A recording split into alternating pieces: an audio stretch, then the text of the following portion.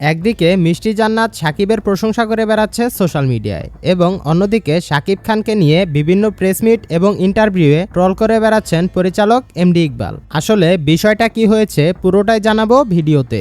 ভিডিওটা স্কিপ না করে সম্পূর্ণ ভিডিওটা দেখতে থাকুন। আর আপনি যদি আমাদের চ্যানেলে নতুন হয়ে থাকেন তাহলে চ্যানেলটা সাবস্ক্রাইব করে আমাদের সাথেই থাকুন।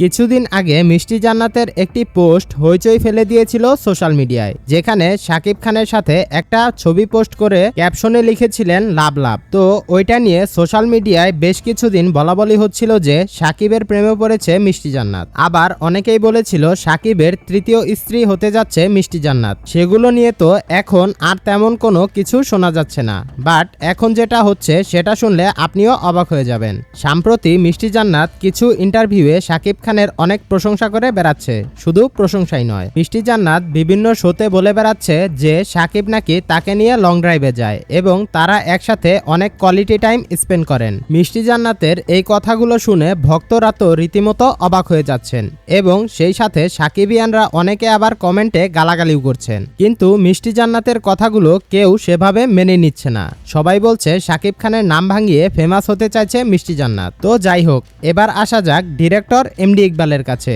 ডিরেক্টর এমডি ইকবাল কেন যে সাকিব খানের পেছনে উঠে পড়ে লেগেছে এটা কেউ বলতে পারছে না। কিছুদিন আগে বরবাদ মুভি রিলিজের পরে নির্মাতা এমডি ইকবাল সাকিব খানকে নিয়ে অনেক কটূক্তি করেছিলেন। এখন আবার তাণ্ডব মুভি রিলিজের পরেও বিভিন্ন ইন্টারভিউয়ে সাকিব খানকে নিয়ে ট্রল করছেন তিনি। সম্প্রতি একটা ইন্টারভিউয়ে তিনি বলেন বাংলাদেশের মেগাস্টার একজনই ছিলেন, সেটা হচ্ছে নায়ক উজ্জ্বল সাহেব, যার নসিব মুভিটা টানা 1 বছর সিনেমা হলে চলেছিল।